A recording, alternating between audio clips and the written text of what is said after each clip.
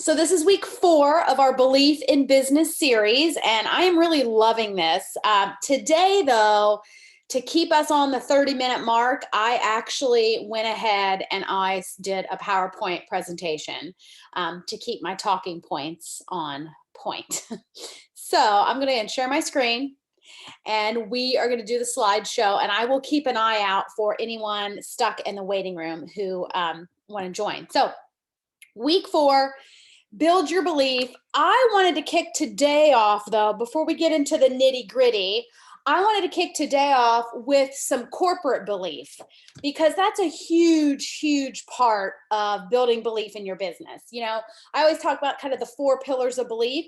You have to believe in yourself, you have to believe in the products, you have to believe in the industry that is network marketing, and you also have to believe in Plexus worldwide. And the more you build your confidence in those things, then the greater you are going to be, the more successful you're going to be at getting people to try the products, because we know your confidence is what gets someone to join you or to order from you.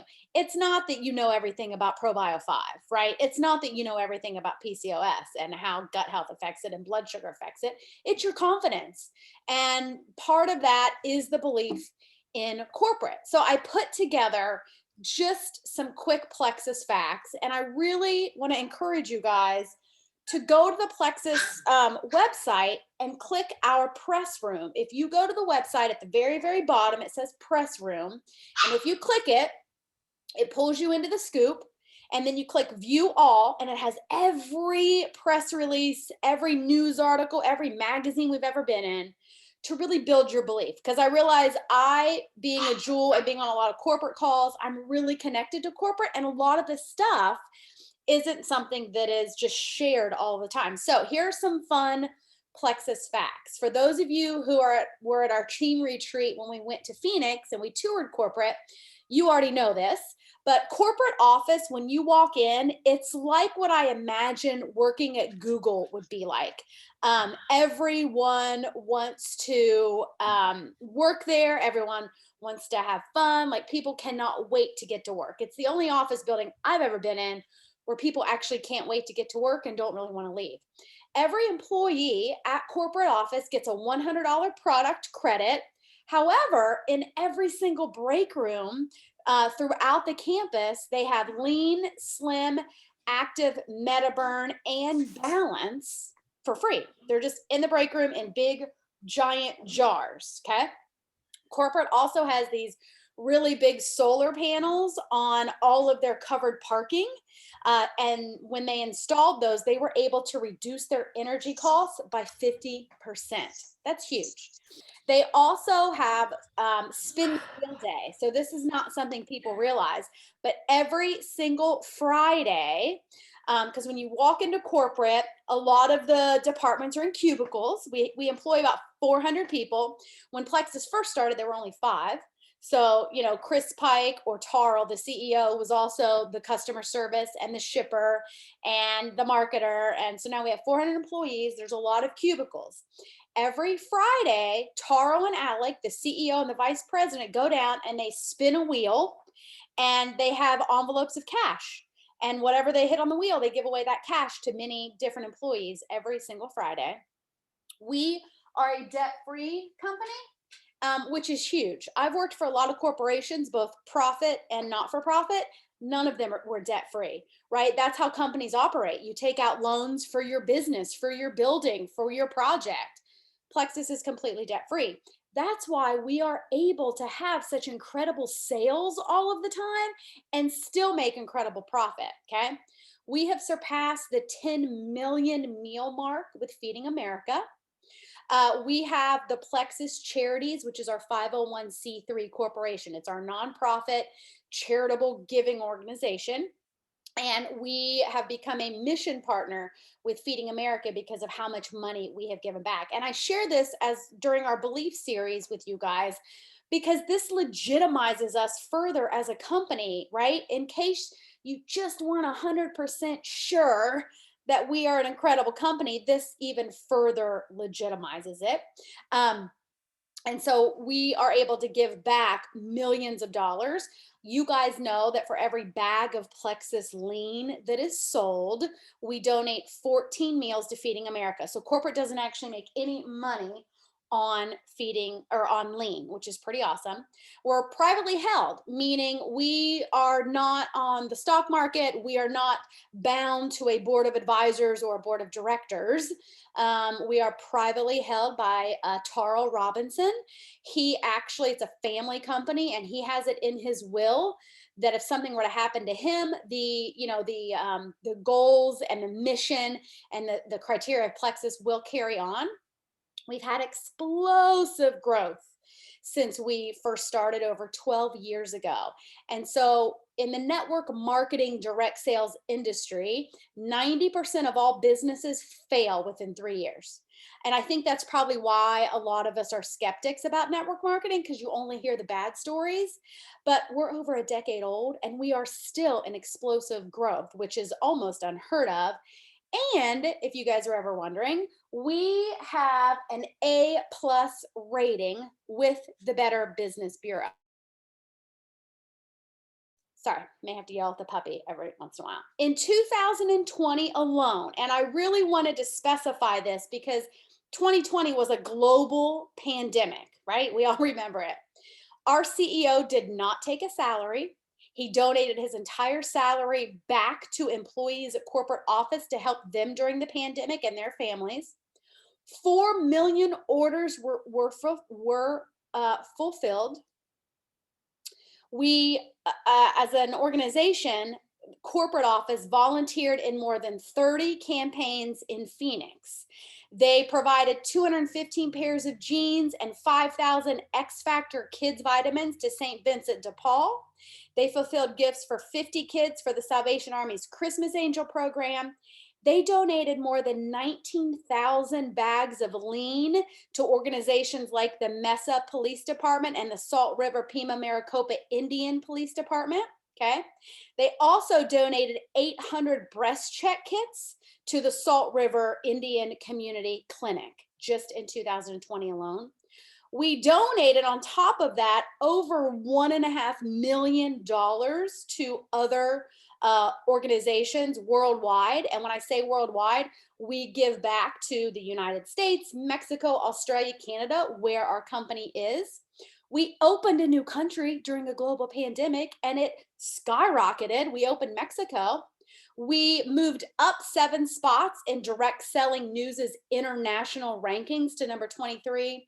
And we were a 4-time winner of the Arizona Corporate Excellence Award. And there's all kinds of other awards we get: best places to work, best privately held companies outside of even direct sales. So lots of stats. But I just wanted to share that because part of belief in your business is knowing that this company rocks, and people would be crazy not to want to join your team and build this business with you because Plexus is just so fabulous, right? I do, though, I want to recap from last week really quickly. And so I want to recap that goal board. I want to know if you did yours. If you did your goal board, put it in the chat, let us know. And if you didn't, that's okay. Let us know, okay? I started mine. See, I sent you guys a picture. And then the week got crazy. The weekend sucked. And then I didn't get to finish it, but I'm going to. And here's why I'm going to, because when I first started Plexus, somebody said, write your goals down. I'm like, that's dumb. No, I'm just too busy hitting my goals. I'm not going to write them down. Well, it turns out it's actually proven if you write them down, you will be more successful. It's not really a silly exercise that I'm making everyone do. It actually really helps you. If you visualize further, we talked about what you will feel like when you achieve that goals, which is why we put that up at the top. You're even more motivated. So before we get into today's,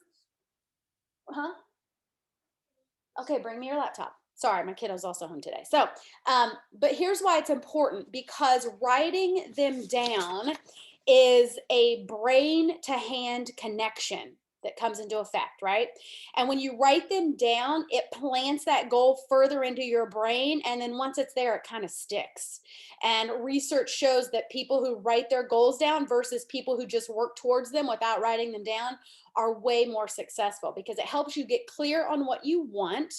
So if you don't have specific goals written down, it's easy to drift, feel like a scatterbrain, and lack motivation to take action, which might be where a lot of us are right now, or were last year, or were at the beginning of this year, right?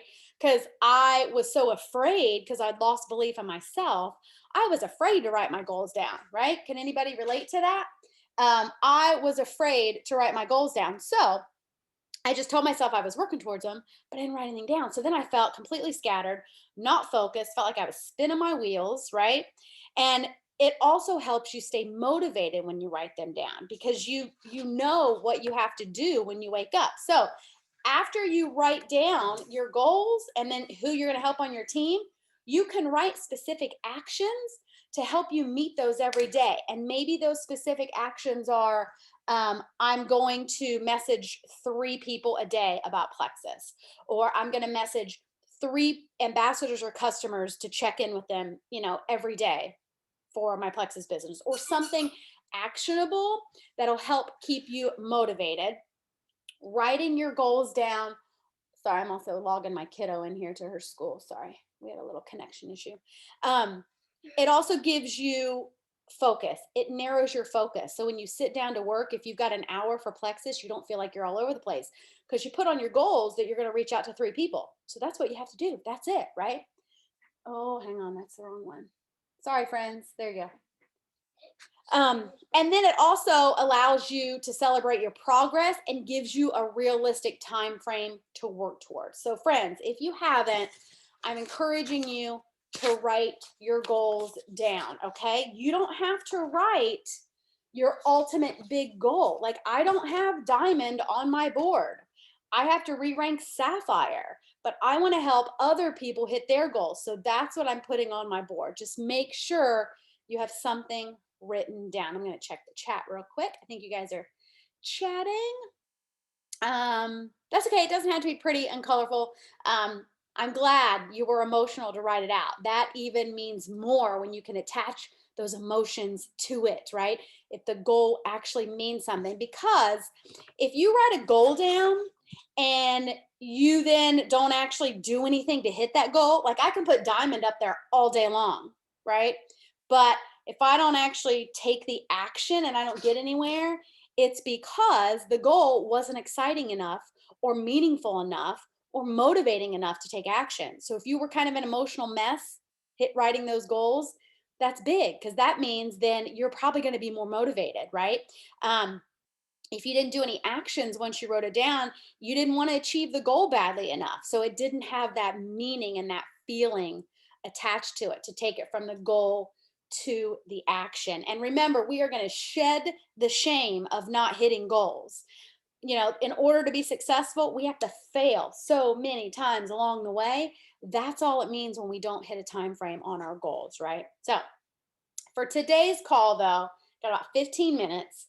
I wanted to focus on some thought distortions because I feel like a lot of us still have these thought distortions that are in our way, because the toughest thing we will ever face in our business is our own mind. If you look at anyone who's successful in Plexus, anyone, and normally we look at the jewels or we look at the diamonds, but and that's usually only because we're more visible, right? You see the jewels on calls or you see the diamonds in their documentary. But if you have someone who is a gold, senior gold ruby, senior ruby that you look up to, that's awesome. Please know that when I say jewel or diamond, that's usually just because that's who most people can see. But when you look at them, and I always like to use convention as an example because I was blown away at my first convention, because when I looked up on the stage, which is where you see all the people who have reached the top of the company, it was all shapes, all sizes, all ages, all educations, all genders, mainly women, but there's some men up there. But guess what? There's some who started with no Facebook when they started their Plexus business. Abby Kappa, who is an Instagram guru, had 0 social media when she started her Plexus business. She didn't do social media. So the only difference between them And us is the thoughts in our mind. They just got rid of all the trash and decided, I'm going to learn social media and I'm going to rock this business, right? So your thought distortions are what we just need to get past, okay? And the only way to win against them are to recognize them, okay? So I want you to answer these questions in your head as true or false. You can answer them in the chat if you want, but true or false, people would think I'm being pushy if I message them about plexus. And if your immediate thought is false and you're like, ugh, that's okay. That's what thought distortions are. If my team quits, it means I'm a bad leader. If I'm not emerald by the end of the year, I'm going to cut my losses and realize this just isn't for me, or insert whatever rank, okay? All of these statements, while many of us have thought them and may think they're true, they're actually just lies we tell ourselves, right? Because the truth is far less harsh. Messaging someone about plexus doesn't mean you're pushy. It actually might save their life, right? It actually might be the answer to their prayers that they have been praying for forever and ever. It was to me, even though I was kind of a butthead when she messaged me about it for a while. That was the answer to a prayer that I had been praying on for a very long time, okay? If someone quits, that has no bearing on your leadership. That's on them. Trust me, if people are going to do good in this business, they're going to do it with or without you, right? It's awesome to have a good upline. It makes it way more fun and maybe a little easier. But if someone was going to do it and someone was going to change their health and they quit, that's on them. That's not on you. And just because you set an arbitrary expiration date on your success of your business or some rank in your business doesn't mean that this job or this business isn't for you. And it doesn't mean you aren't already successful, right? These are just thought distortions that we've had, which is a fancy way of saying we convince ourselves of things that aren't really true to match the funky self-talk that's going on in our head, right? Check the chat. Yeah, it takes a while to get rid of people quitting. Now, there certainly might be some people that I know have quit because they signed up and then I just never followed up with them. Okay. Could I have kept them on a little bit longer had I followed up with them really well? Probably. Could I have kept them on a little bit longer if I'd have gotten them silver? Absolutely. Okay. But that doesn't mean because they quit, I suck, right? I know that, well, if I had gotten them to silver and helped them, maybe they'd have stayed around. But you might do all the things and they might still quit. So you're right. You have to drop that shame. So here, here is kind of the all or nothing. And here's the other thing too. Like I'm going to use Tanya as an example. She was a customer. Hey, Reggie.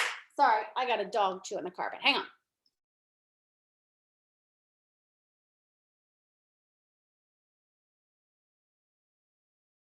Sorry, friends. He's little, so I can just hold it.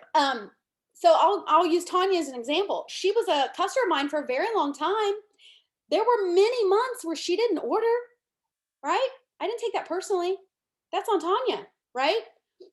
She didn't quit, she didn't cancel, she didn't get a refund. I've had those people too, right? But you can't let it reflect on you. And boy, we've all done that. We have all done that. And then it affects everything. So here are the 6 most common thought distortions because they come in all shapes and sizes. We have had all of these. I promise you, we're going to go through them really quickly. I want you to put a T in the chat if, as I'm reading these, you can relate or you identify that you've had these before. Because once we identify them, then we can overcome them. Okay. So the all or nothing thought distortion means that you classify things as falling into only one of 2 categories, right? You can use this a lot in weight loss, meaning like, well, I had a cupcake for lunch after lunch, so the whole day's ruined, right? It's all or nothing. Same with your business. Well, that person quit, so I must be terrible. It's all or nothing, okay? Mind reading thought distortion is where you predict what others will think. She won't be interested in silver. She'd never post about plexus. I'm not going to message her about the business because she'd never want to do it, right? You're making assumptions on what you think this person will think. Unhelpful rules. This thought distortion means that you adhere to strict rules in your mind that actually end up messing with your progress. Okay. And some of these might be, well, if I didn't sit down by 9 o'clock and send messages, my whole day is shot. Or I must message all of my customers today, right? You have these rules that are arbitrary, but they distort your thinking when you don't meet them. Justification. You link two unrelated ideas to make a decision. Okay. And a lot of this comes with like, oh man, life is super stressful right now. I don't have the time. I don't have a lot of money. I'm going to like step back from my business. Okay. You're using one to justify the other when they're not really related, because there's plenty of other people who also don't have the time and also don't have the money, and they do the opposite. They lean in, right? Delusional thinking is you convince yourself of something you don't really believe to justify a decision. And most often, this one is that it's your fault that someone quits. We've convinced ourselves that that's true. Okay. And then exaggerated thinking. You make a situation into something way bigger than it actually is to justify your thoughts. This could be what we said earlier. If I'm not this rank by then, I'm out of here. Okay. Or it's just, I'm just not good at this. Or it could be something to where you really, if somebody makes fun of you in your business, calls you a scammer, then you just take that to think that everybody thinks that way about you, right? You exaggerate that and make that situation bigger than it is. So I want you guys, I'm hoping as you were listening, you can relate to some of these, because we can reframe these thoughts, okay? And here is how we're going to do it. And this is kind of the assignment and the homework. Yes, good. I'm glad everyone's like, oh my gosh, this is so me. This is so me. Me too. As I was reading them, I was like, oh my gosh, I have all of these. So here, it's actually 2 steps. The first thing you can do when you sit down to work your business, and if you remember a couple sessions ago, you were going to write down the 25 people you wanted to help with plexus. I want you to pull that list back out. Okay. And I want you to sit down and act like you're going to send her a message or him a message. And you're going to say, hey, you know what? I know I do this plexus stuff, and I want you to do it with me. I think you'd be awesome at this business. Can I tell you why you'd be awesome at it? Okay. If you have any of these distorted thoughts as you look at the names on that list, I want you to write those thoughts down. Okay. Get them out of your head. Get them out. Get them out. Okay. Because you might, as you're looking at those 25 people, you might be like, oh, they're not going to want to do this. Or, oh, she's going to think I'm a scam. Or, oh, what? No, she's going to tell me no. Okay. Get rid of them. But then we're going to reframe all of those thoughts, because they all stem from fear and mainly lack of belief, right? All stems from fear. Okay. So your homework that we're all going to do, you're going to write down, when it comes to your business, whether it's a rank, whether it's reaching out, whether it's anything. Okay. What are you afraid of? I want you to write that in the left-hand column. What are you afraid of? Okay. I'm afraid she'll say no. I'm afraid people will think I'm nuts. I'm afraid I won't be able to do it. I'm afraid if I hit that rank, then I'm going to have to work even more, and I'm already overwhelmed as it is. What are all of your fears? Okay. I want you to write them down. I hope you have a big list. Okay. Just brain dump it all out. Then on the right page, on the right column of that same page, I want you to write down all of the facts that support each of those fears. Okay. That's going to be the homework that we're going to do, and we will talk about it next week. Okay. So you're going to write down everything you're afraid of, all those thought distortions when it comes to your business. And then you're going to find all the facts, and you're going to write down all the facts that support those fears. You guys got it? Does that make sense? Let me go check the chat. Yes, from the beginning. Yes, me too. We all do. That's why I was like, I almost put some of these thought distortions in the chat between last session and this session. And I was like, oh, no, I'm just going to do a whole thing on thought distortions, because I think we're all there. I mean, we wouldn't be doing this belief series if we all were like, didn't have these. So I totally related to all of them too. We have 3 minutes left. If anybody has anything to say, any Same So with Amy, what do you mean by fact? Because if these are just things that are in our head, why do you name it a fact, I guess is what I'm asking, to support our fears? because that's what the exercise is going to show you. There actually aren't any facts to support your fears, so you should not have them. Oh, okay. Well, because sometimes people say, oh man, I'm afraid that she's going to tell me no. Okay, well, give me the facts that support that. Maybe someone has told you no before. That could certainly be a fact. Maybe someone's made fun of you before. I've certainly had that happen. I can remember in week 1 of my business, somebody was so mean to me, but she did it passive aggressively, like she was looking out for me for those big bad network marketing companies. She made me cry, and I had this like feeling in my stomach, made me sick to my stomach. That would be a fact to back up, right? This fear that I have. But then we can overcome those too if there are facts. But most of them, you're not going to have any facts for them. So it's going to be a good exercise to get those fears out of your head. And then once you realize, wait a minute, this is all in my head, we're going to be able to overcome them. Okay. All right, friends. Thank you for hopping on. I hope you guys are liking this series. We only have 1 day left, but if we want, we could keep it going, or 1 day. Yeah, 1 week left. If we want, we could keep it going into April. We can change topics. We can make it more of a discussion, whatever you guys want. Ooh, keep it going. Yes. Oh, sorry. He's in what we call piranha mode right now. Ooh, ooh. All right. Okay, friends, we will keep it going through April. All right. Bye. Bye, guys.